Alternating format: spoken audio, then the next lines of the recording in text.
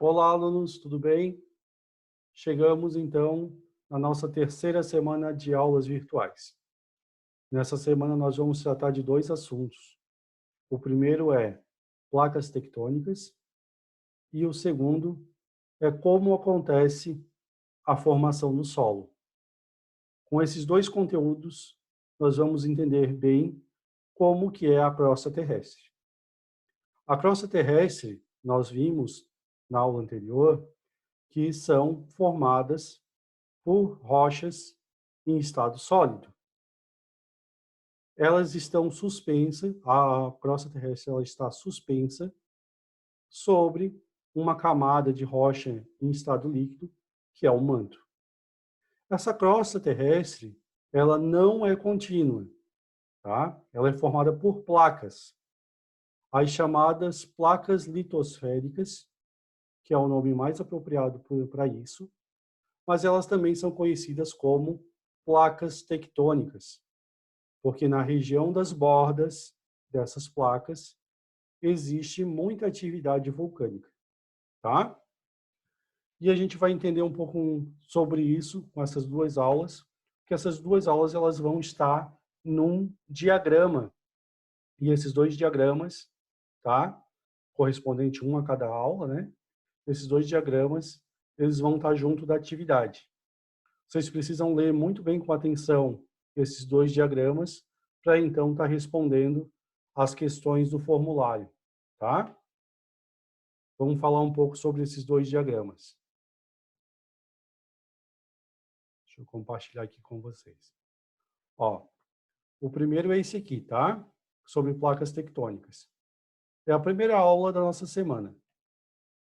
Como eu disse para vocês, a crosta terrestre ela é formada por placas litosféricas. E essas placas litosféricas são essas placas que aparecem no visor de vocês agora, tá?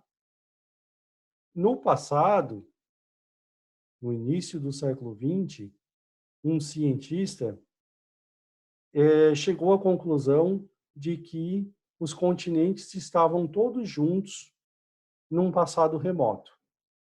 A teoria dele faz tanto sentido que, a partir dele, né, esse cientista se chamava Wegener,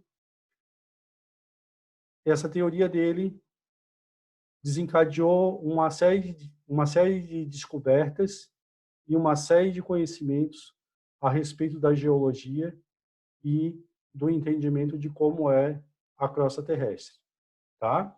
Então, foi a partir desse estudo que se conseguiu construir um aparelho chamado sismógrafo, e esse sismógrafo ele consegue perceber movimentos muito sensíveis que acontecem na crosta terrestre. E a partir dessa teoria também se foi permitido, né, nós entendermos que a nossa crosta terrestre, ela não é contínua, ela não é um bloco único, mas sim vários blocos que têm uma dinâmica de choques que permite, então, né, que aconteça erupções vulcânicas, terremotos e também maremotos, tá? É só vocês lerem aqui direitinho esse conteúdo que vocês vão estar por dentro do que é essas placas litosféricas ou placas tectônicas. Aqui um detalhe importante, tá, gente? Ó, aqui mostra os três tipos de deslocamento básico, né, que nós temos das placas tectônicas. O primeiro movimento é o movimento convergente. Preste atenção aqui nas minhas mãos, ó. São duas placas se chocando, uma se sobrepondo à outra, e esse choque de duas placas tectônicas faz com que aconteçam erupções vulcânicas, terremotos, maremotos e um local que a gente tem no nosso planeta onde acontece convergência é, por exemplo, na Cordilheira do Himalaia, e o outro exemplo que nós temos é a Cordilheira dos Andes, tá? Também essas placas elas podem estar em divergência. Ou seja, de novo olhando, ó, elas estão se afastando uma da outra. Esse movimento de divergência nós podemos ver entre a placa sul-americana e a placa africana, tá? Esse movimento de distanciamento faz com que o Brasil esteja longe da África a cada ano que passa 5 centímetros a mais, tá? E outro movimento que nós temos é um movimento transformante que nós conseguimos ver no Triângulo de Afar, que fica na África. É um movimento em que existe uma falha transformante e que faz com que haja bastante atrito. Bom, quando acontecem essas falhas transformantes, normalmente não está relacionado com erupções vulcânicas, nem com terremotos, nem maremotos, tá? Nesse caso de Afar, existem tremores, e esses tremores estão associados a essas falhas, tá? Aqui, ó, nessa imagem aqui de baixo, nós vamos ver, então, aqui um pouco de como que é essa teoria, né, do Wegener, que permitiu todo o conhecimento que nós temos na área de geologia a respeito da crosta terrestre. Foi a partir dos estudos dele, né, que se permitiu saber com tanta minúcia como que é a crosta terrestre, tá? Então, leiam com atenção esse texto e para nossa segunda videoaula da semana, né, nossa segunda aula da semana, nós temos esse texto aqui, que é Entendendo sobre a crosta terrestre. Agora sim, chegou no documento certo. Então, a crosta terrestre, como a gente já viu na aula anterior, nós temos rochas de origem vulcânica, que são as rochas magmáticas ou rochas ígneas. Também tem as rochas que são metamórficas e as rochas sedimentares. Bom, então são 3 tipos básicos de rocha: rocha sedimentar, rocha metamórfica e rocha ígnea, ou também chamada de magmática. Tá. Desses 3 tipos de rochas, nós precisamos saber como que acontece a origem de cada uma, tá? A magmática ou ígnea é formada a partir de erupções vulcânicas.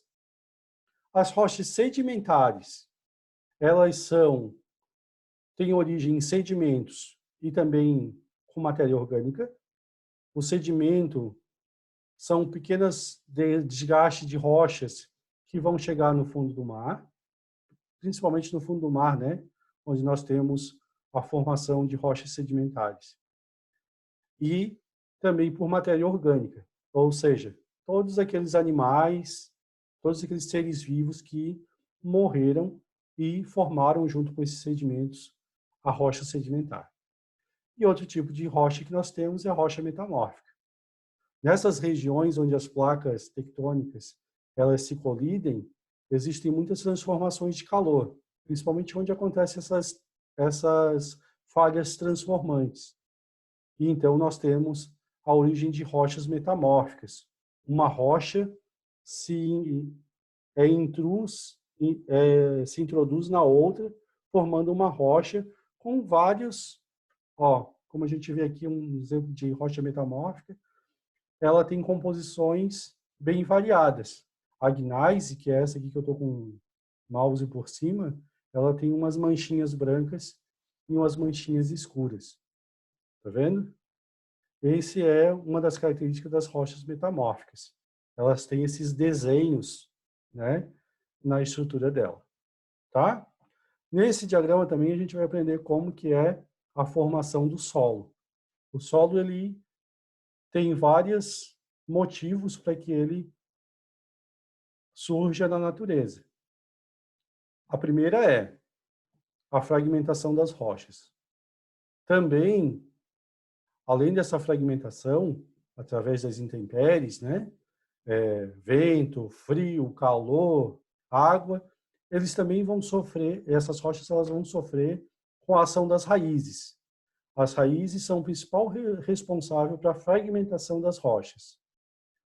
E tudo que a gente tem também o solo aqui se formando, ele também está se formando por conta da matéria orgânica que se acumula na superfície, tá? Dessas rochas, deixando então, o solo cada vez mais complexo, com vários tipos de camada, certo? Então vocês só precisam ler esse texto aqui com atenção e resolver o exercício, que é a terceira aula da semana, tá? Eu só gravei esse vídeo, na verdade, para a gente saber direitinho o que precisa fazer com essa semana de aula virtual, tá? Esse vídeo é só para esclarecer os diagramas e o exercício que nós vamos ter para a semana. Certo, gente? E também porque quero falar um pouquinho com vocês, tá? Gente, uma coisa interessante, tá? Eu recebi alguns comentários de alunos com relação à aula anterior. Quando a gente fala de rochas, é muito interessante porque o pessoal gosta de colecionar, né, pedras. Muitos alunos me falaram que tinham algumas pedras. Eu espero que, quando nós voltarmos nas aulas presenciais, a gente dedique alguns minutos para essas pedras, que cada um traga as suas pedras de casa. Também quero trazer as minhas para vocês verem. Acho que deve ter bastante gente curiosa para ver como que é o diatonito, como que é o granito, como que é a constituição de cada um, né? E também eu tive um comentário, assim, uma dúvida, né, que surgiu nesse coisa. Por que, professor, que algumas rochas elas são tão redondinhas, né? O que acontece com essas rochas que elas ficam desse jeito? Gente, existe um ditado que os pais de vocês devem conhecer, que é água mole em pedra dura, tanto bate até que fura. Então, com base nesse ditado, eu quero explicar esse conteúdo para vocês. Essas pedras que nós encontramos redondinhas, elas são uma marca de que naquele lugar ali havia muita água. Talvez não agora, recente, ou nem que seja essa água agora presente ali, mas num passado, no lugar onde essa rocha foi extraída, havia um rio, havia um local onde havia muita água e essas pedras elas estavam submersas nessa água. É a água que faz as pedras serem tão redondinhas assim, tá, gente? Esse formato aqui mais redondo possível, né? Esse acabamento é só a água que faz, tá? Então, locais, por exemplo, como a cidade de Tubarão, nós vamos encontrar muitas dessas pedras redondinhas, tá? Outra coisa importante, tá, gente? Essas rochas redondas, elas têm um nome, tá? É seixo. O nome adequado é seixo. Então, seixo é toda aquela pedra de fundo de rio ou de um local onde existe uma jazida de rochas fragmentadas.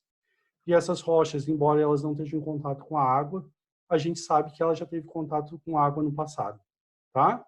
Então, essas pedrinhas redondas, elas têm uma explicativa, tem uma explicação para isso, e a explicação é o contato com a água, tá? Para os dois alunos que tinham essa dúvida, que me mandaram essa dúvida, né, por e-mail, eu estou respondendo agora na videoaula de hoje, tá? Tchau então, pessoal. O que a gente tinha para essa semana é isso, tá? Abraço a todos.